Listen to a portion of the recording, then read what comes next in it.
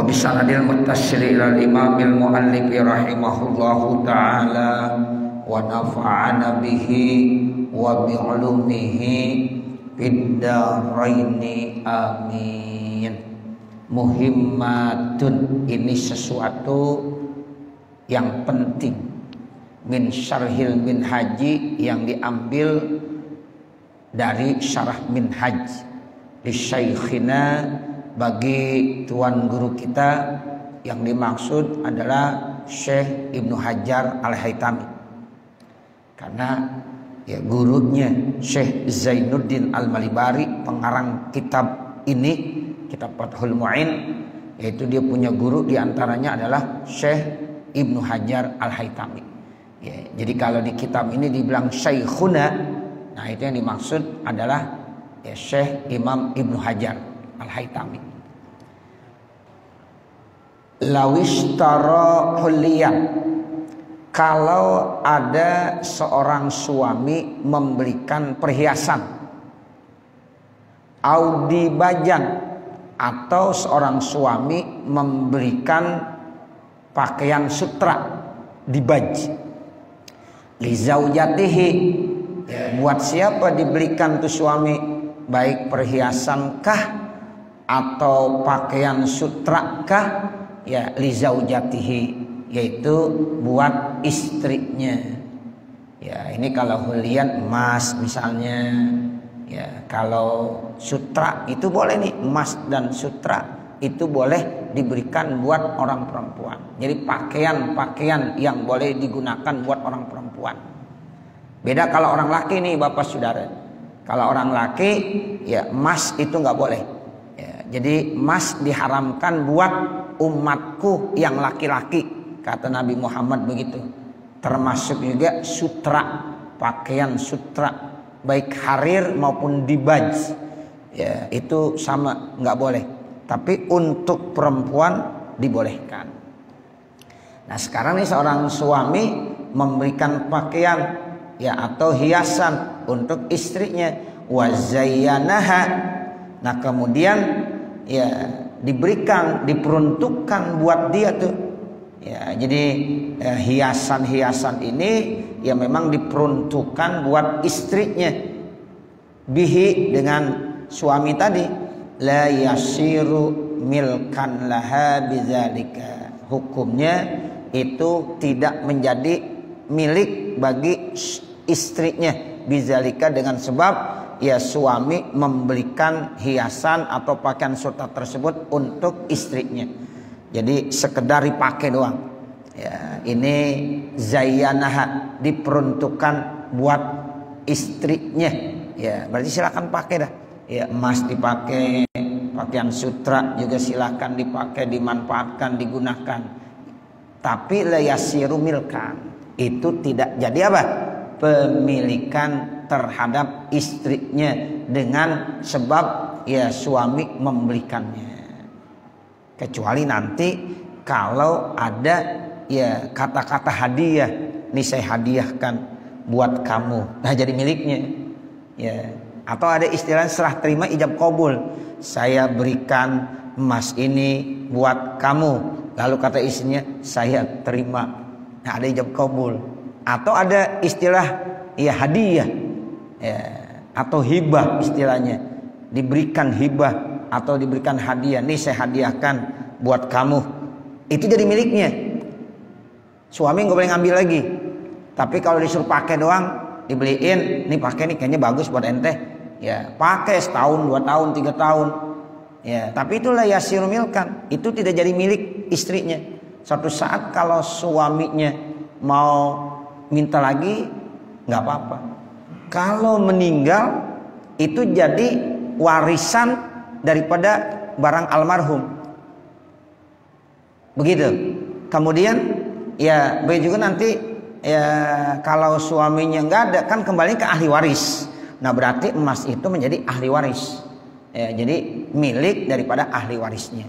Tapi kalau memang itu udah jadi miliknya, udah ada ijab kabul, udah dihadiahkan, udah dihibahkan, berarti itu udah milik istrinya. Nah seperti itu. Ya, jadi ini perlu ya diinfokan dulu sebelumnya. Ini sekedar buat dipakai doang. Ya kalau dibuat pakai ya silahkan pakai aja. Sama seperti rumah. Ya seperti itu. Ya rumah bukan milik istri karena untuk dimanfaatkan. Sehingga nanti kalau suami meninggal rumah jadi barang warisan. Warisan buat siapa? Buat istrinya dapat, buat anak-anaknya kalau dia punya anak dapat. Nah begitu. Kalau dia kagak punya anak, ya berarti istrinya dapat setengah. Ya nanti ya sisanya buat saudara-saudaranya tuh almarhum. Kalau dia punya anak, ya buat anaknya. Seperti itu ya. Ya jadi istri otomatis sudah dapat. Ya, jadi dengan sebab suami meninggal dunia, ya otomatis istri dapat bagian. Kalau istri enggak punya anak, berarti dapatnya setengah. Kalau istri punya anak, dapatnya berapa? Ya, seperempat. Ya, seperti itu. Ya. Tapi kalau memang ini emas, udah diberikan, ya nih saya hadiahkan buat kamu, ya milik istri. Jadi nanti pada saat suami meninggal dunia itu emas kagak dijadiin barang warisan suami karena milik siapa? Milik istrinya. Seperti itu ya Bapak Saudara. Ya, tapi kalau cuma silahkan ini saya beli ya saya peruntukkan buat kamu. Silahkan pakai. Nah, kalau begitu tuh ya udah pakai aja. Tapi la yasiru apa? Milkan laha bidzalik. Nah itu begitu ya. Ya jadi itu tidak menjadi milik bagi istrinya dengan sebab ya diperuntukkan buat dia. Jadi hanya dibelikan dan diperuntukkan buat dia, tetapi di sini tidak ada serah terima ijab qabul dan tidak ada bentuk hadiah atau bentuk hibah suami kepada istrinya. Walau ihtalafat hiya. Nah kalau seandainya terjadi perbedaan pendapat nih ikhtilaf. Ya ikhtilaf itu artinya istri ya berbeda pendapat terkait tentang ya miliknya atau tidak. Ya wazauju dan suami ada ikhtilaf, ada perbedaan ya pendapat persepsi terkait tentang emas dan ya dibaj yang sudah dipakainya. Nah itu fil ihdai wal ariyati, apakah ini bentuknya menjadi hadiah atau semacam ariyah? Ariyah itu semacam pinjaman. Ini barang nih ya hadiah atau pinjaman, berselisih paham tuh antara suami dengan istri. Nah itu bagaimana? Sudiko, maka yang dibenarkan itu pengakuan suami tuh. Jadi sudiko tuh suami Pak ya, jadi yang dibenarkan pengakuan suami. Gimana kata suami? Enggak, ini saya enggak hadiahin sih, ini saya pinjemin doang. Nah kalau pinjemin ya udah bukan milik, pinjemin cuma manfaatnya doang, tiap hari dipakai tapi cuma dipinjemin. Itu kalau terjadi perbedaan perselisihan pendapat antara istri dengan suami, hukumnya bagaimana? Sudiko. Jadi artinya sudiko dibenarkan siapa? Zauj, ya suami yang dibenarkan.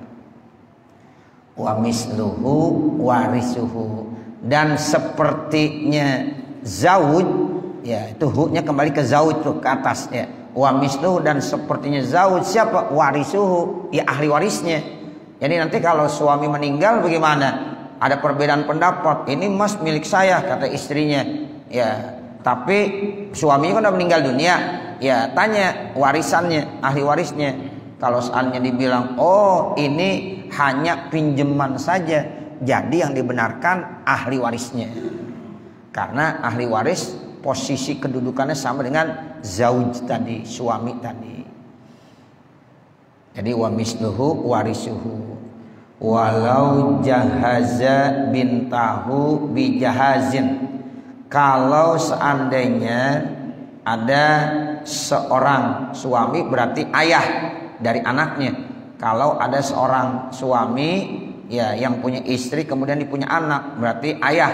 Ya, jadi seandainya kalau ada seorang ayah memperlengkapi anak perempuannya bijahazin dengan alat-alat perlengkapan rumah tangga, misalnya dibeliin kipas angin, dibeliin kulkas, dibeliin televisi sama ayahnya kepada anak perempuannya, sama lam tamlikhu, maka itu juga bukan jadi milik putrinya anak perempuannya. illa bi ijabin wa qabulin, kecuali kalau ada ijab qabul. Nah kalau ada ijab qabulnya, nih saya hadiahkan, saya hibahkan buat kamu, lalu anaknya bilang saya terima jadi miliknya. Tapi kalau cuma dibeliin doang suruh pakai, nah itu belum jadi miliknya. Makanya tanya, nih dibeliin buat saya, ya milik saya. Kalau kata ayahnya iya, jadi milik kamu, nah kuat udah milik kita. Tapi kalau nggak ditanya, ya itu bisa jadi dalam hati ayahnya ini cuma dimanfaatin doang. Suatu saat bisa diambil lagi, dia mau ambil lagi. Nah itu. Jadi kalau udah ada sigot ijab qabul, sah jadi milik ya anaknya. Atau udah ada sigot hadiah, saya hadiahkan ini buat kamu. Ya kan hadiah itu pemberian. Kita kalau udah ngasih diminta lagi nggak boleh. Seperti kita muntah kita ambil lagi. Itu seperti itu kata Nabi. Jadi kita kalau udah memberikan hadiah kepada seseorang, hibah kepada seseorang, pantangan diambil lagi. Seperti kita meludah, itu kita telan lagi ludah kita. Tapi kalau belum ada ijab qabul, belum ada kata-kata yang namanya hadiah kah, atau enggak ada istilah ijab qabul, maka itu masih milik ayahnya, walaupun sudah diberikan kepada putrinya. Itu dalam hal memanfaatkan saja. Jadi illa bi ijabin wa qabulin, begitu tuh Bapak Saudara, kecuali kalau udah ada ijab qabul. Wal qauluhu, bermula perkataannya yang dianggap sah, qauluhu ya perkataan ayahnya, ya anak ya itu bukan. Jadi anak nggak bisa ngaku-ngakuin. Jadi nanti ketika ya dia didakwa, ya siapa nih yang punya? Ya yang dibenarkan adalah qauluhu, ai qaulul abi. Ya, jadi ucapan ayah, bukan ucapan dari bintunya, anaknya, tetapi ucapan dari ayahnya. Kata ayahnya, ini cuma saya kasih doang manfaatnya, saya tidak berikan. Nah, begitu. Jadi yang dibenarkan adalah qauluhu qaulul ab. Bi annahu lam yamlikha, bahwasanya ya itu tidak dimiliki oleh anaknya. Wa yukhazu mimma taqarrara, dan dapat diambil dari apa yang sudah ditetapkan, annama yu'tihi zauju, bahwasanya sesuatu yang diberikan suami ya sulhatan, misalnya bentuk sulhah.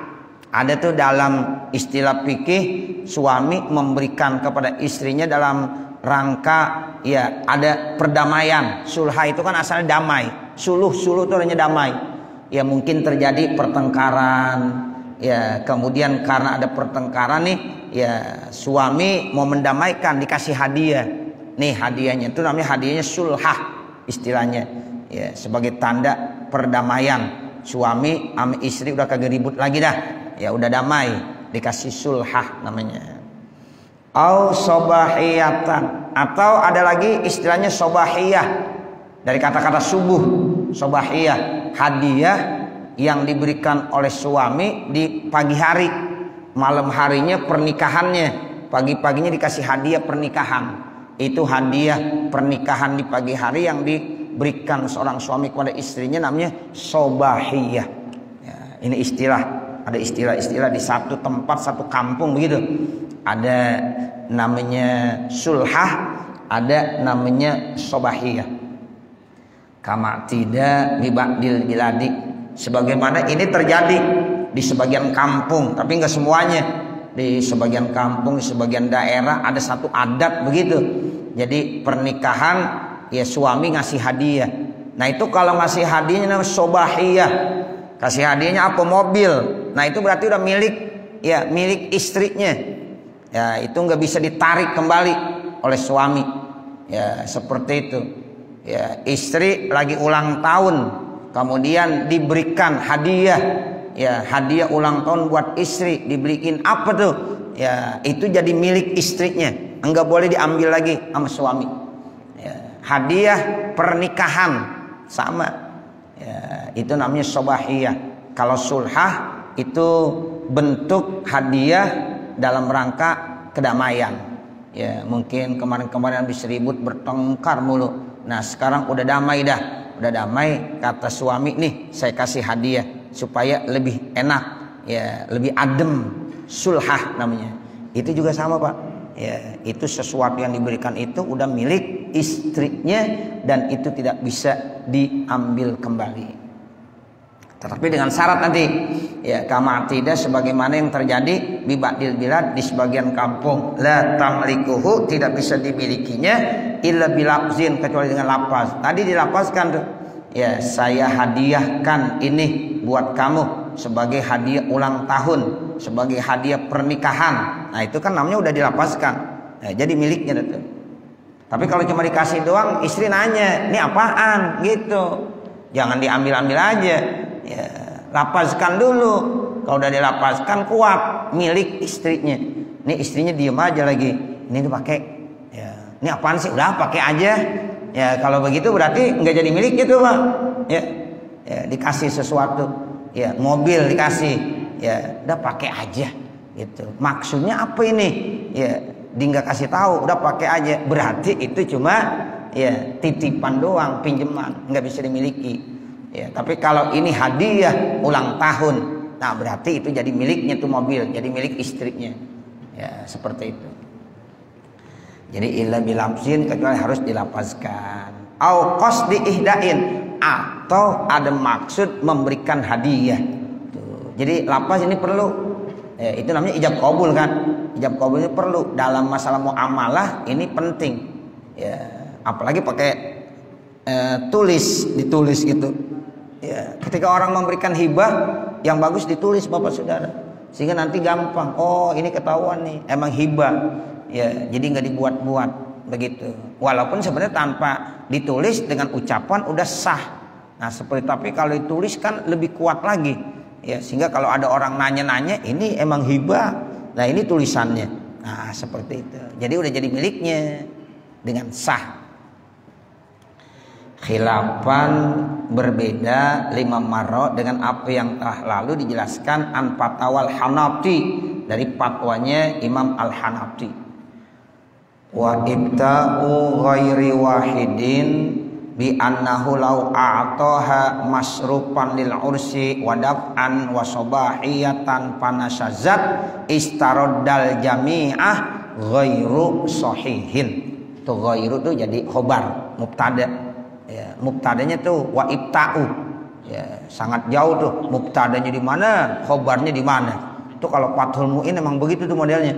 Ya, jadi ada jumlah muqtaridah, ya, mubtada, jumlah baru khobar. Ya, banyak di kitab Fathul Mu'in redaksinya seperti itu. Wa ibta'u ghairi wahidin, bermula fatwanya itu tidak satu. Artinya ini fatwa banyak. Ya, bukan satu ini fatwa, ya, cukup banyak sehingga tidak diragukan lagi. Fatwa kalau banyak kan berarti kuat. Ya, fatwa. Ya, apalagi kalau fatwa MUI. Nah, itu kalau namanya fatwa MUI itu kan Majelis Ulama Indonesia, lembaga yang sangat terhormat. Ya, sehingga fatwanya harus kita ikuti. Karena bukan seorang, yang namanya lembaga kan banyak. Ya, para ulama-ulama, para pakar sesuai dengan pakarnya masing-masing duduk di situ. Ya, kemudian dia membuat fatwa. Ya, makanya fatwa MUI. Nah, begitu. Kalau ada semacam di organisasi Nahdlatul Ulama itu ada nanti bahsul masail. Ya, ini tuh bahsul masail, ulama-ulama yang pada kumpul di situ. Sehingga nanti fatwanya itu perlu, ya, kita jalankan karena insya Allah udah kuat. Karena yang memberikan fatwa bukan satu orang, ghair wahid istilahnya. Jadi banyak. Ya, jadi yang memberikan fatwa itu cukup banyak. Sehingga ini lembaga yang namanya MUI itu harus kita hormati. Ya, jangan sampai kita nggak hormati, apalagi kita sebagai orang Islam dukung tuh, ya, MUI karena dia lembaga yang sah di negara. Ya, sehingga, ya, fatwanya itu harus didukung sama kita. Nah, kalau kata fatwa MUI, oh ini haram, udah ikutin. Oh ini boleh, halal, ikutin. Ya, kenapa? Insya Allah itu benar. Karena dia memberikan fatwa bukan sendiri. Ya, yang kagak boleh, yang bahaya, yang kata Nabi, fa'aftau bi ghairi ilmin fadallu wa adallu. Nah, itu yang bahaya. Ya, mereka memberikan fatwa tanpa didasari dengan ilmu. Orang-orang bodoh yang kagak tahu tentang ilmu agama memberikan fatwa, itu namanya fa'aftau bi ghairi ilmin. Mereka memberikan fatwa tanpa didasari ilmu. Fadallu wa adallu. Mereka sesat dan bahkan mereka menyesatkan orang lain. Bahaya. Jadi bukan hanya dia sendiri yang sesat, tapi orang lain disesatkan. Tapi kalau yang namanya MUI, namanya MUI, Majelis Ulama Indonesia. Ulama berarti yang duduk di situ. Ya, begitu. Jadi karena ulama, ya kita ya harus hormati. Ya, begitu. Makanya yang duduk di MUI mesti ulama. Jangan orang kagak ngerti ya mau di situ jadi ketua lagi. Ya, begitu. Jangan. Kita ngoreksi diri. Oh, ini ya termasuk majelis yang terhormat, mereka yang pakar-pakar. Ya, kalau yang kagak ngerti lebih bagus di bawah-bawahnya aja. Jangan di majelis fatwa. Nah, karena ini nggak sesuai dengan bidangnya. Karena fatwa ini penting sekali. Ya. Nah, ini kata Zainuddin Al-Malibari, ya fatwanya bukan satu orang. Berarti fatwa bukan satu orang, banyak. Ya, banyak. Bi annahu law a'taha masrufan, kalau seandainya seorang suami memberikan kepada istrinya masrufan lil urs, ya biaya-biaya untuk walimatul urus. Itu biaya-biaya walimatul urus seperti kalau kata kita mu'natut tazwij, ongkos ya biaya kawin, ya acara walimatul urus. Itu sebenarnya kagak wajib itu ya, nggak wajib. Cuma adat kita, ya itu namanya masrufan lil urus, biaya-biaya yang dikasih operasionalnya pada saat ya pernikahan. Biasanya kalau orang laki mau menikah bawain ke orang perempuan, itu biasanya ada mu'natut tazwij, itu adat kita. Ya, uang belanja kawin istilahnya. Nah, dalam fikihnya itu namanya masrufan lil urs.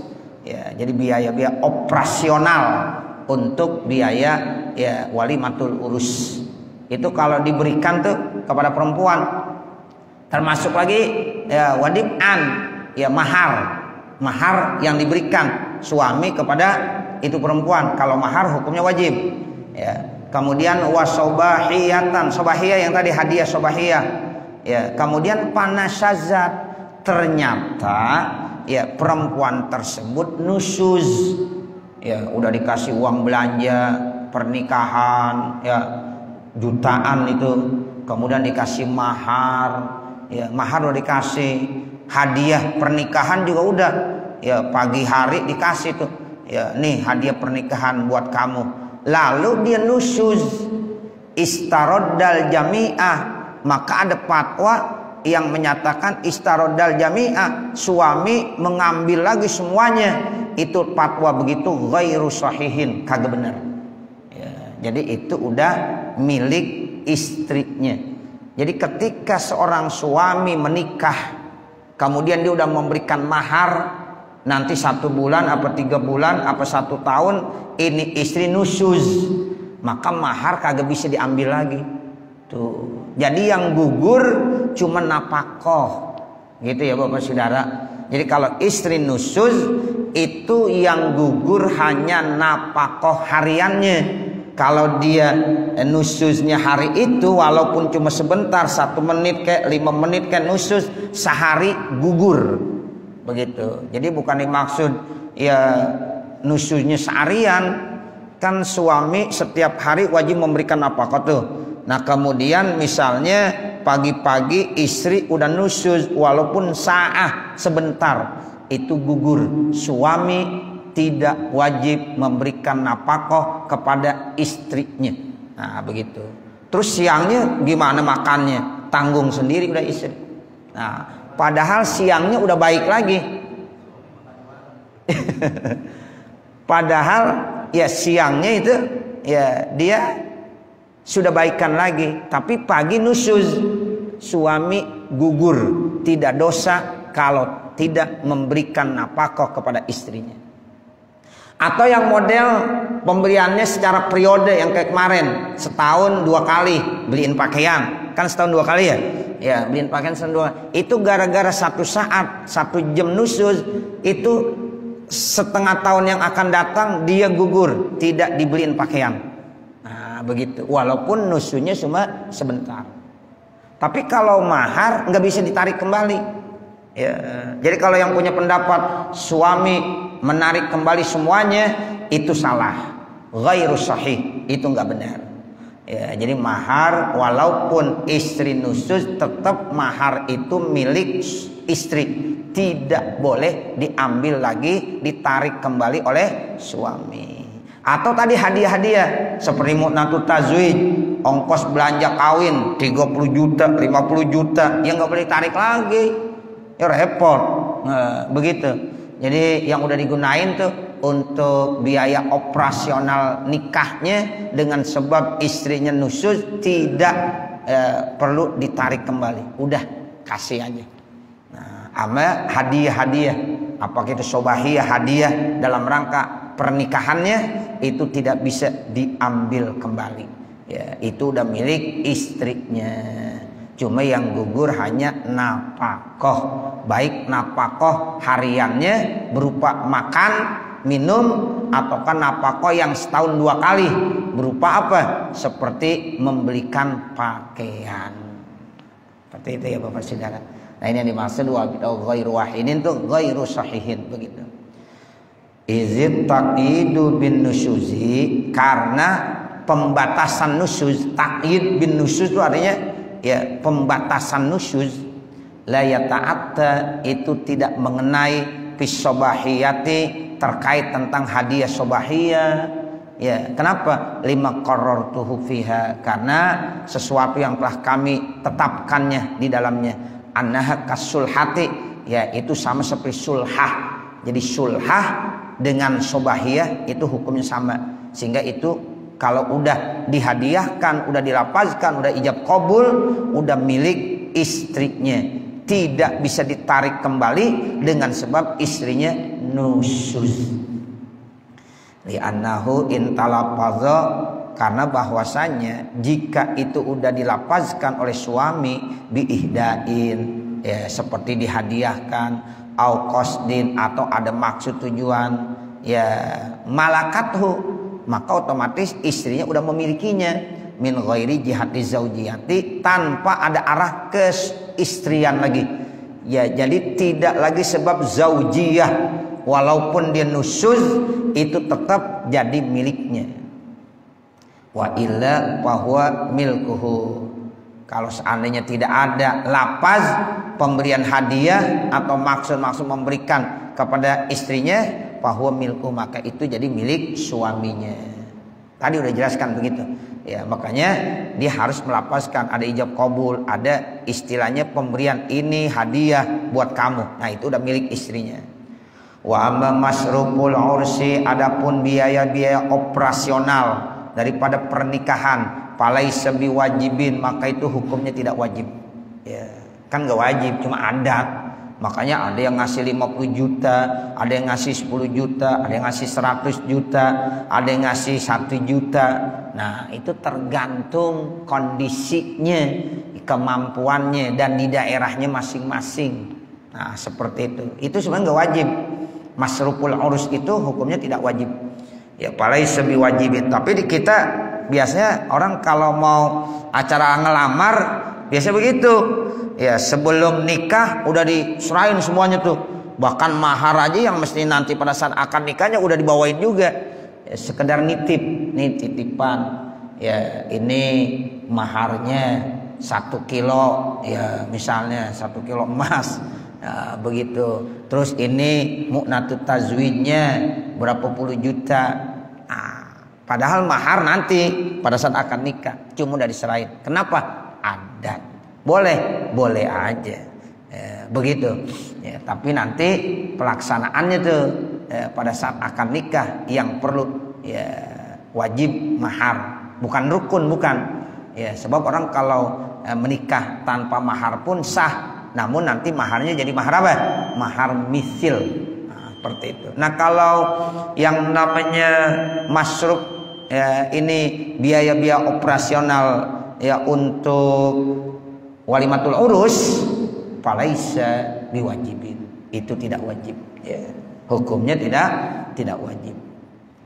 Faiza sorropathu, kalau ini biaya-biaya operasional ya pernikahan walimatul urus sudah digunakan oleh istrinya biiznihi, dengan izinnya suami, doa alaihi, ya udah hilang habis, nggak usah ditanya-tanya lagi sama suami.